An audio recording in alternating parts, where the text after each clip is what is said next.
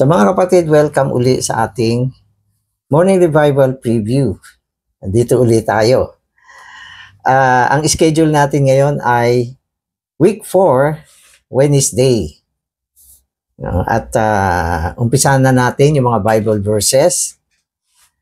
Luke 9:23, and he said to them all, if anyone wants to come after me, let him deny himself and take up his cross daily and follow me. So yung pinaka-highlights nitong verse na ito ay syempre yung pag-aatas ng Panginoon. Yan ay ang deny ourselves. Deny ourselves. Na ibig sabihin, kailangan itakwil natin ang ating mga sarili. At ito ay para sa kapakanan ng pagsunod sa Kanya at para din sa kapakanan ng pagtatayo ng eklesiya. Dapat bawat isa itakwil ang sarili. So mahalaga yan. Yan ay isang pagsasagawa na kailangan gawin ng lahat ng mga tagapagtayo ng eklesiya, lahat ng mga tao na naglilingkod sa Panginoon, lahat ng mga tao na nais maging mandaraig, lahat ng mga tao na gustong maghari sa darating na panahon, ang una nating gagawin, itakwil natin ang ating mga sarili. Sapagkat kung hindi natin natutuhan itong lesson na ito, o itong pagsasagawa nito, magiging malaki ang problema. Tayo mismo magkakaproblema sa ating buhay eklesiya. Ang eklesiya magkakaproblema sa atin. Kaya ang kadalasang sanhi ng problema ay ang sarili. Kaya paulit-ulit natin binabanggit ang pagtatakwil sa sarili. Sana maintindihan natin to, maisagawa natin ng tama. 1 Corinthians 15:31, I protest the boasting in you, brothers, which I have in Christ Jesus our Lord. I die daily. Matindi to. I die daily. So hindi ito physical. Siyempre, wala naman namamatay araw-araw. Pero ito ay spiritual, na kung saan ang sarili ay tinatakwil sa pamamagitan ng krus ng Panginoon. Yung sarili mo, ilagay mo sa krus. Ang ibig sabihin, lahat ng mga bagay na inilagay natin sa krus, ang mga bagay na yan hindi na iiral.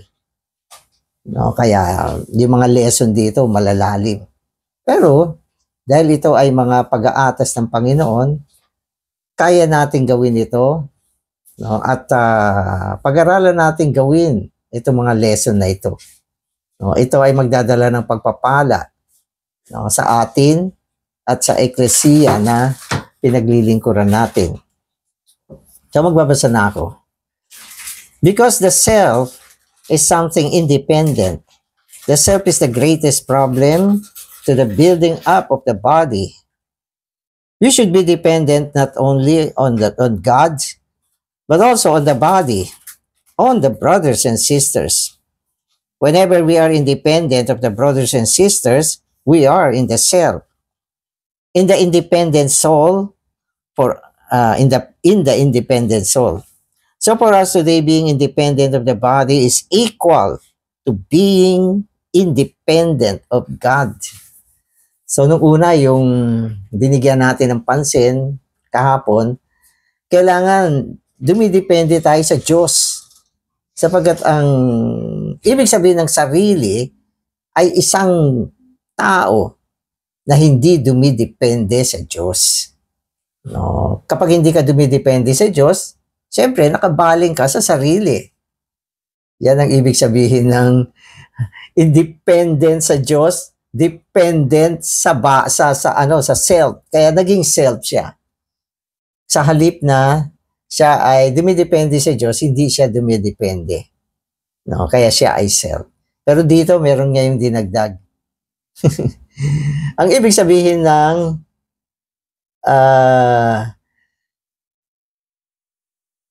pagtatakwil ng sarili ay dumidepende sa katawan. Yan ngayon ang dinagdag. At siyempre, ang katawan ay ang mga brothers and sisters. Kung hindi ka dumidepende sa mga kapatid, sa church, No? Hindi ka rin dumidepende sa Diyos. No? Kaya, wag nating isipin na, ay, sa Diyos na lang ako. Okay lang yung church, mga tao lang yan. Hindi pwede.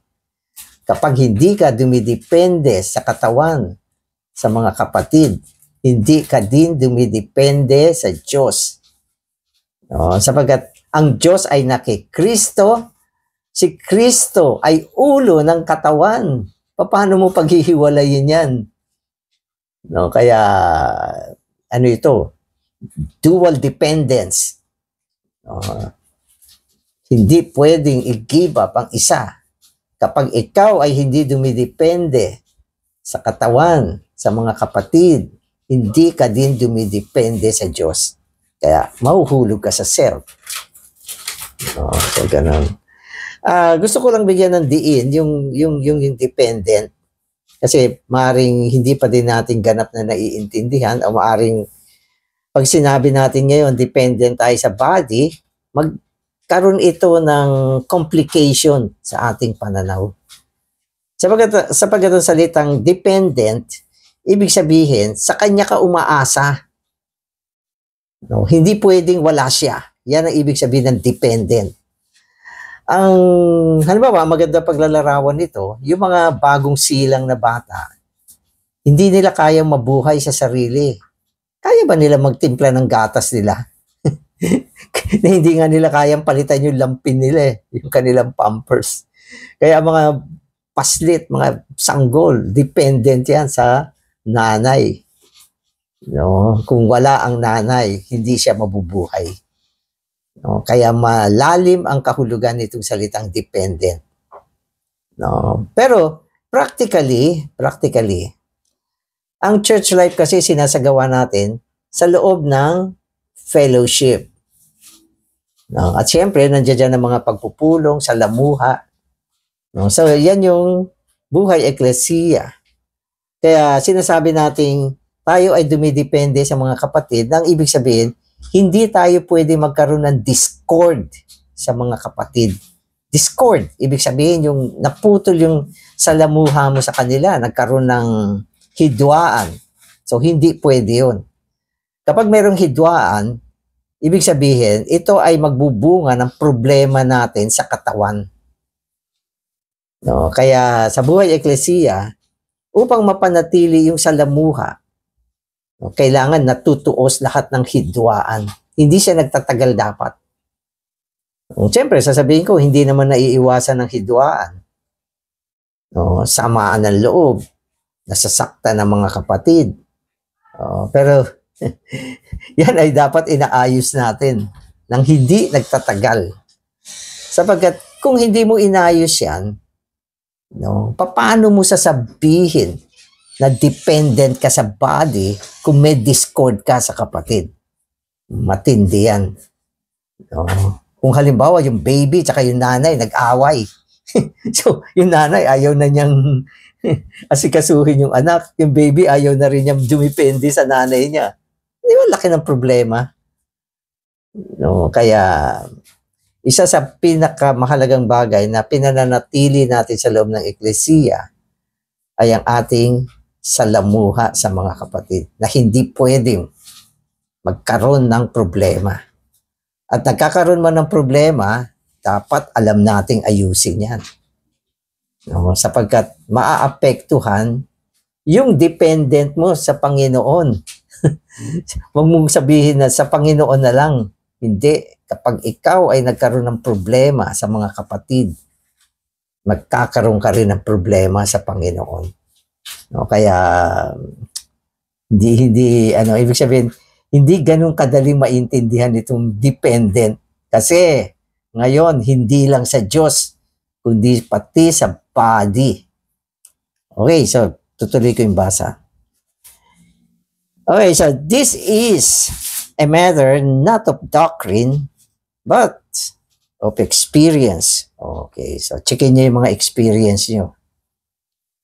If you check with your experience, you will realize that when you were independent of the brothers and sisters, you had a sense that you were also independent of God.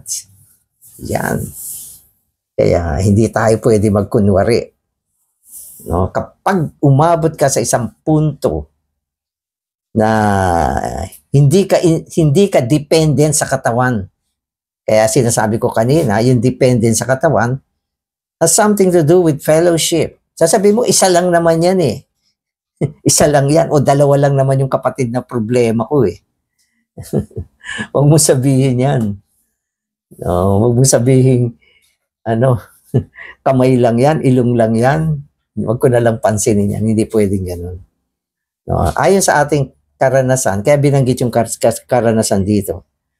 Kapag ikaw ay hindi dependent sa katawan, no, sa mga kapatid, merong problema ang ating relasyon sa kanila, ito ay magiging katumbas ng hindi tayo dependent sa Panginoon. Kaya minsan, maski anong gawin mo sa buhay mo, hindi ka mabuhay. Maski mag-release ka ng espiritu mo, hindi, iba pa din yung pakiramdam mo. Ayusin mo na yan. Alam niyo ang mga problema sa church, okay, nangangailangan din ng pagtatakwil ng sarili. Kaya hindi naaayos yan, hindi tinatakwil yung sarili, nangingibabaw pa rin. Ako tama. Tama ako. Bakit ako makikipag-ayos? Bakit ako hihingi ng paumanhin o tawad, lalo na hihingi ka ng tawad? Wala akong mali. Tama ako. Self. Kaya itakwil ang sarili. Ilagay siya sa krus, ilagay siya sa kamatayan. Kaya ito ay isang lesson na kung hindi mo na-learn, paano ka maging overcomer? At paano mo paglilingkuran yung church? May problema ka sa church. Alam niyo ba, madalas sinasabi natin, ang pinaglilingkuran natin ay ang Panginoon. Pero ang actuality ay ang church ang pinaglilingkuran natin, ang mga kapatid. Di ba? Practically, kung nagpa-prophesy ka, pinaprophesy mo ba yan sa Panginoon? Hindi, sa mga kapatid ka nagpa-prophesy.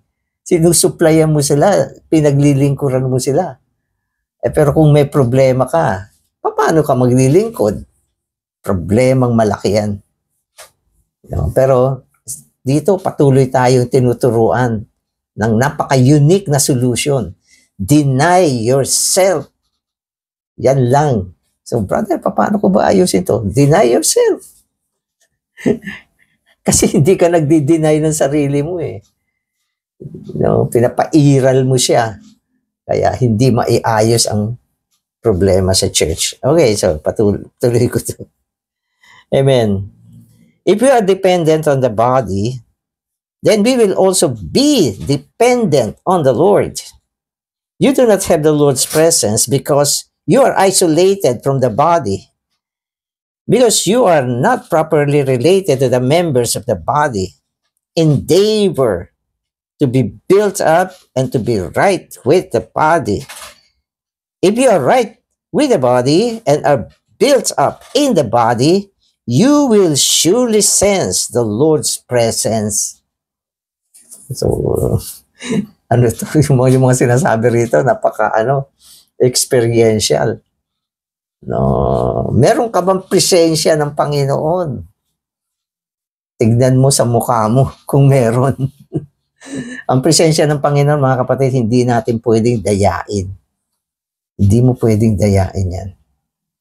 No, alam natin sa sarili natin kung ang presensya niya ay nasa atin.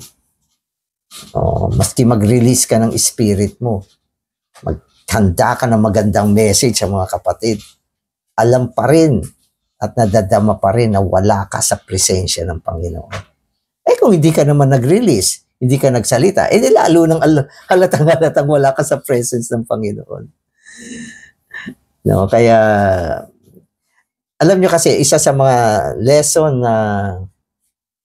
na hindi ganun kadaling matutuhan, okay, ay ang tuusin ang sarili, no, tungo sa katawan. Tuusin ang sarili tungo sa Panginoon, medyo hindi gano'ng mahirap. No, pwede ka nga lumuhod sa harapan ng Panginoon, humingi ka ng tawad, no, at aminin mo ang mga kasalanan mo.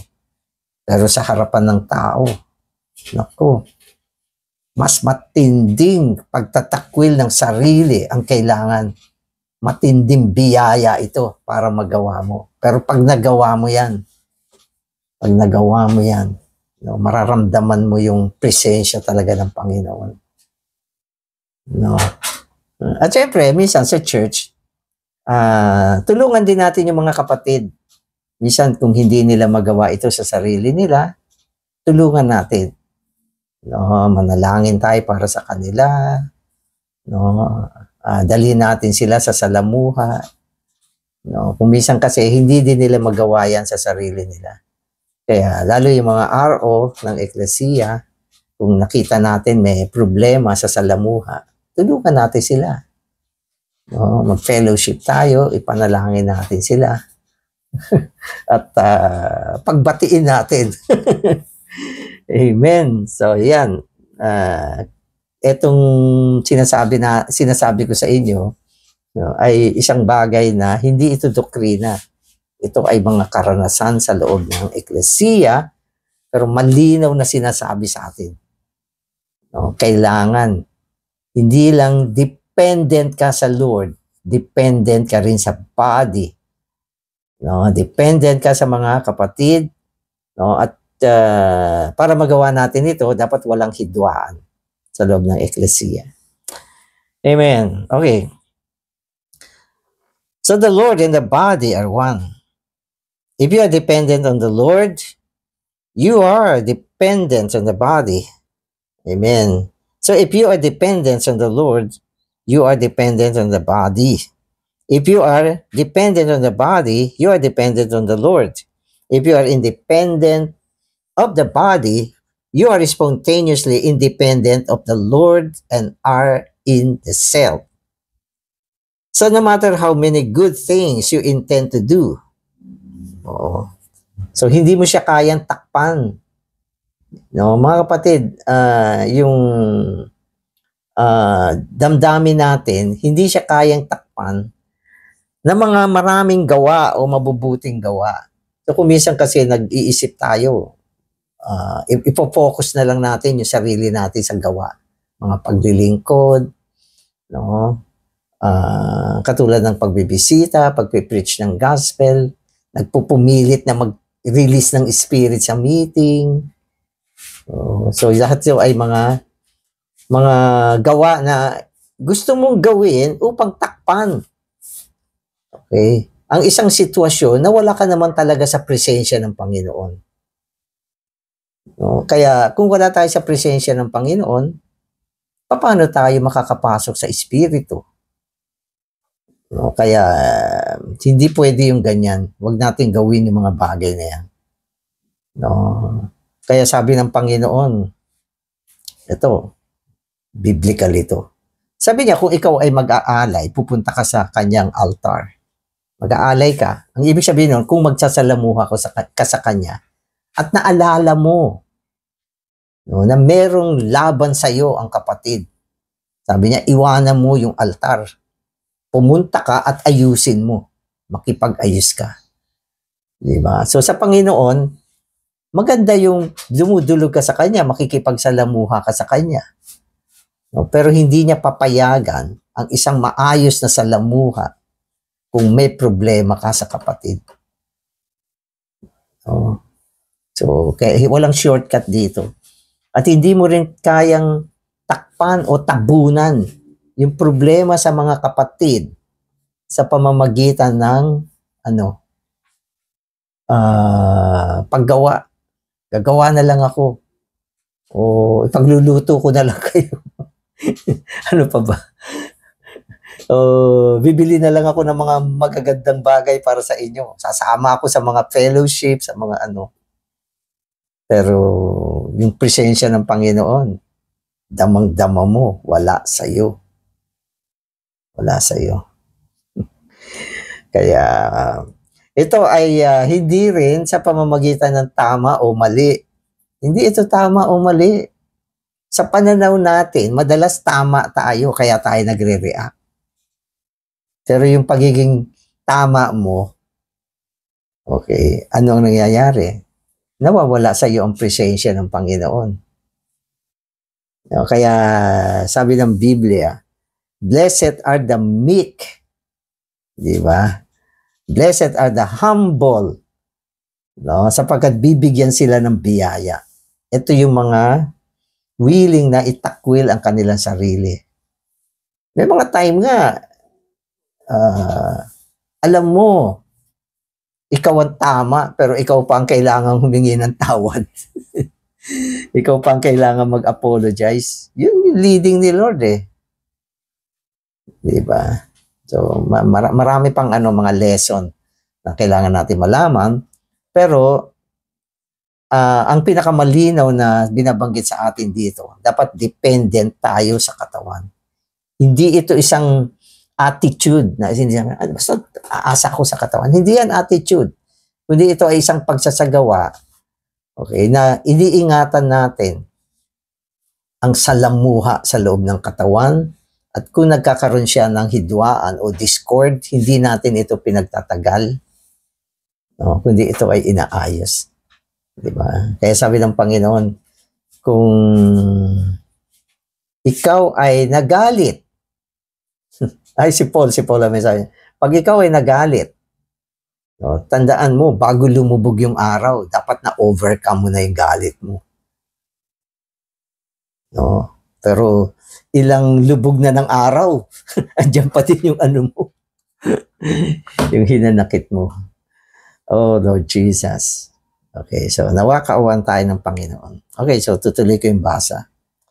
Furthermore, because you are in the self, tindi ng mga salita dito, because you are in the self, sa sarili ka kasi, you are incorporated with Satan. In this corporation, the self is the general manager and Satan is the president. Oh, hindi ka pa ba magising dyan? Si Pedro, nung nandun siya sa sarili niya, sabi ni Lord sa kanya, Satanas. Hindi nagbibiro si Lord. At kung tayo ay nasa sarili natin, di ba? Tayo ay nakahalo, incorporated, no? Nagiging corporated ni Satanas. At si Satanas ang presidente. Anong ibig sabihin? No? Kaya kanya imanipula kapag ikaw ay nasa sarili.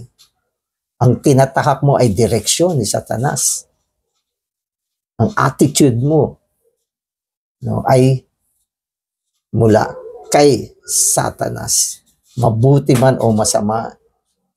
No, kapag ang isang tao ay nasa sarili, okay, kaya siyang manipula ni Satanas. Sa mga kapatid, sasabihin ko sa inyo, ay ito mga ilang bagay lang na gusto kong idagdag dito. Ito sasabihin ko. Sa loob ng eklesiya, walang perfect. Walang perfect. Wala sa atin na perfect dito. Walang pwedeng magsabi na siya ay sakdal. Walang ganyan. At maski na saang eklesiya ka pumunta, umalis ka man sa iyong locality, pumunta ka sa ibang locality, madidiscover mo, talagang totoo, walang perfect sa church. So yun yung una. Lahat ng mga kapatid, merong kahinaan, merong problema. Walang perfect. Si Lord lang ang perfect. Pangalawa, walang environment na tutugma sa gusto mo. Yung 100%, ito yung gusto kong kapaligiran, hindi din mangyayari yan. Hindi rin mangyayari yan. No, kaya, ano ang pwede natin gawin para manatili tayo sa eklesiya? Isa lang, itakwil mo yung sarili mo. No, sapagkat kung hindi mo itakwil yung sarili mo, ikaw mismo mapapahamak. Katulad ni Eve na pahamak. Diba? Sapagkat kung hindi natin tinakwil ang ating sarili, no, gagamitin ni Satanas ang ating kaisipan upang maging laban sa Diyos, laban sa eklesiya. No, pero kung tinakwil mo ang sarili mo, naghumble ka, no, at kung anumang situation niya na mahirap, bibigyan ka ng Panginoon ng biyaya. Bibigyan ka ng Panginoon ng biyaya. Maniwala kayo. No, hindi mo kailangan baguhin yung kapaligiran para manatili ka sa isang lugar. No? Kundi, itakwil mo yung sarili mo upang magtamo ka ng biyaya mula sa Panginoon. Kaya sinasabi ng Panginoon o ni Paul, ang biyaya ay ang kapangyarihan ng Diyos para makaya mo yung mga pressure sa buhay mo at pressure sa loob ng eklesiya. Mga bagay na hindi tumutugma sa iyong gusto. So kung hindi mo na-learn ito, saan ka pupunta? Wala kang pupuntahan na isang lugar na perfect sa iyong desire. Walang ganon. Maniwala kayo. Ako, naglingkod ako sa maraming lugar, maraming eklesiya, iba't ibang lugar. Wala talaga akong nahanap na lugar na perfect kung ano yung gusto ko. Pero hindi ako umaalis. Umaalis ako dahil ito yung pag-aatas ng work. Sabi, Brother Danny, feeling namin, pumunta ka sa ganyan, lumipat ka sa ganun. Kaya na, nagkalipat-lipat ang buhay ko. Hindi dahil gusto ko umalis sa isang lugar. No? Kaya, mga kapatid, ang daming lesson na pwede natin matutuhan. Pero ang unique lesson na kailangan natin ay ang itakwil pa rin yung sarili natin. No? At sa mga nagtatakwil ng sarili, lagi silang may biyaya sa Panginoon. At yung biyaya na yan, naging kalakasan nila upang harapin nila at tanggapin nila yung kapaligiran na inayos ng Panginoon sa kanila. Walang perfect. Maski sasabihin mo, hindi perfect yung church, yun yung buhay mag-asawa, hindi rin perfect eh. No? Di ba? Pag sasabihin mo,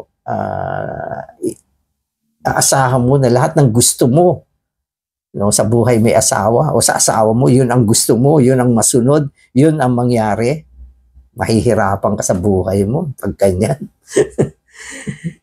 Itakwil mo na lang yung sarili mo.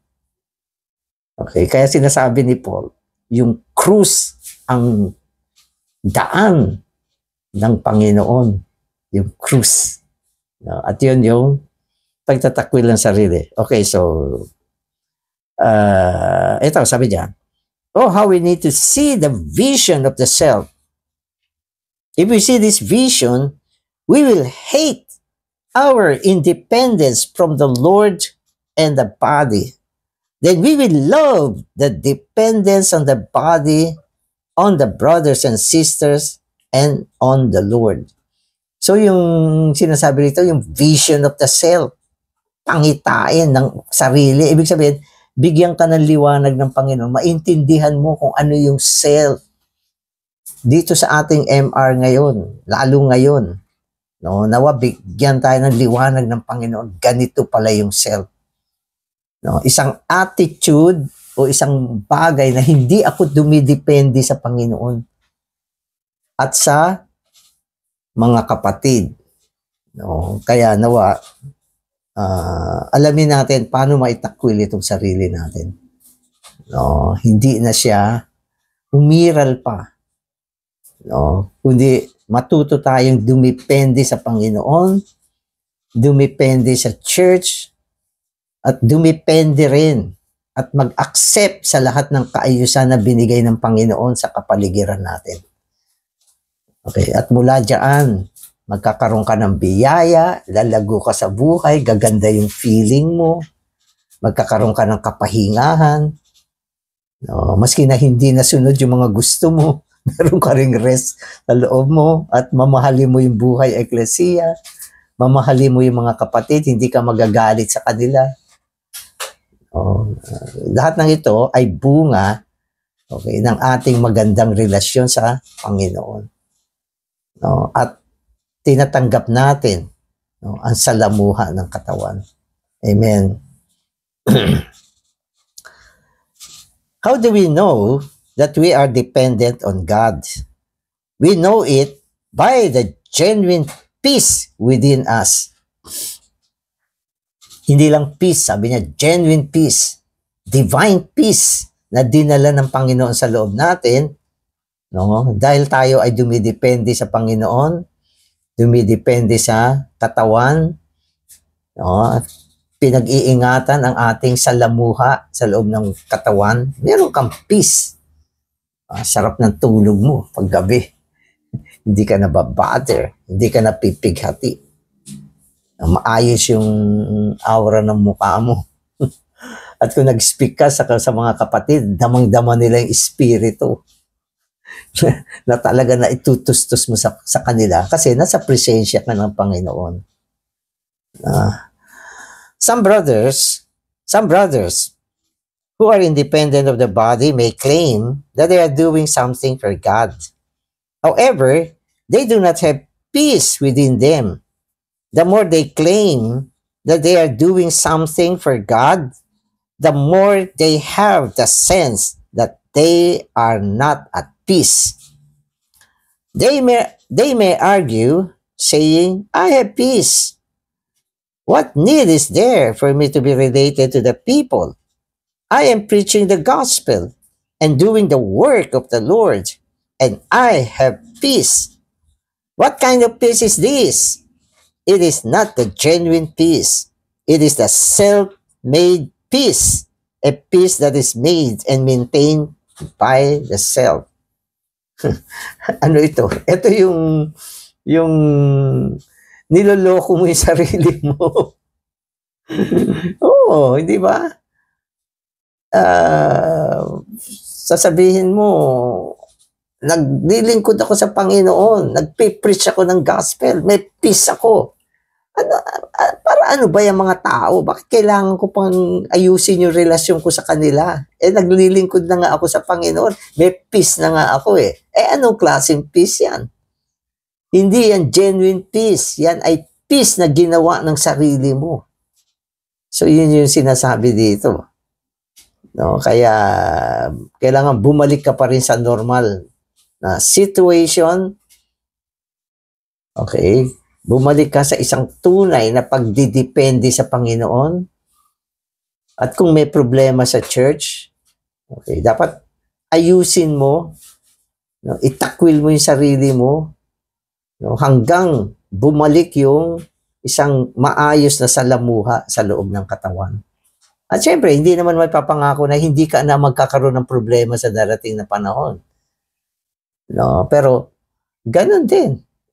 Kung meron, di ayusin. Kung wala, may peace. No, kaya sinasabi ko, ito yung buhay eklesiya. Buhay eklesiya. Sabi ko, brother, mukhang mahirap yan. Hindi mahirap yan. Kapag natutuhan natin yan, no, makikita natin. Lalo nating natututuhan ang mga lesson na gustong matutuhan ng Panginoon. Lalo tayo na perfect.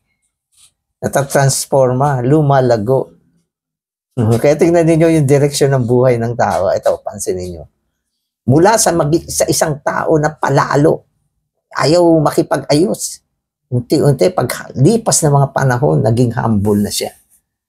Marunong na siya mag-say ng sorry, Panginoon, patawarin mo. O mga kapatid, pasensya kayo.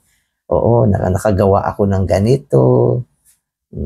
O nakapagsinungaling ako. Hiningi ko na ng tawad yan. So, marunong na siya na ibaba yung sarili niya. Natuto na siya. At naging maayos siya sa loob ng eklesiya. Hindi man siya perfect. No? Pero, sa mga lesson na nagdaan, okay, natuto siya. Kaya, huwag kang umalis sa buhay eklesiya. Talo ka talaga. Kailangan yung harapin mo itong mga lesson na gusto ng Panginoon matutuhan natin. No, kasi yung lumang buhay natin, iba Ang lumang buhay natin, mga kapatid, ay isang buhay na nag-give up. Ayaw niyo sa akin? Ayaw ko rin sa inyo. Sasabihin mo ba yan sa church? Oo, sasabihin mo ba yan? Kapag ganun, wala ka natutuhan. Mag-summer ka sa darating na panahon hanggang matuto ka. Oh. Diba? Amen. Okay, so, sabi niya, seeing the vision of the self has much to do with the body. Today, we are in the Lord's recovery, and the recovery will eventually come to this crucial matter, the building up of the body. Yan yung direction natin ngayon. Building up the body. Hindi yan mawawala. No? Ang goal ng paglilingkod natin ay upang itayo ang katawan ni Kristo, maging pagpapala sa mga kapatid, makapagtustos ng buhay, makapag-alaga sa kanila. No? So, itong lahat ng ito yung direction ng Lord's recovery ngayon. Hindi mo pwedeng baguhin yan. No? Ang direction niya ay upang itayo ang katawan ni Kristo sa panahon na ito. Kaya yung pinag-uusapan natin dito, okay, ay ang alisin ang sagabal sa pagtatayo. Yan ay ang self.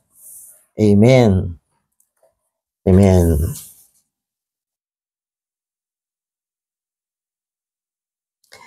The enemy of the body is the self. Amen. The greatest problem, the greatest frustration and opposition to the body is also the self. When we have the self, we do not have the body. When we have the body, we do not have the self. So, hindi siya pwedeng ihalo sa body. Yung self, hindi siya makakapagtayo. No? At ang eklesiya, hindi niya kailangan ng self. At ang self, hindi niya kailangan ng eklesiya. Okay. Taliwas, opposite sila. Oo. So, hindi sila pwedeng pagsamahin.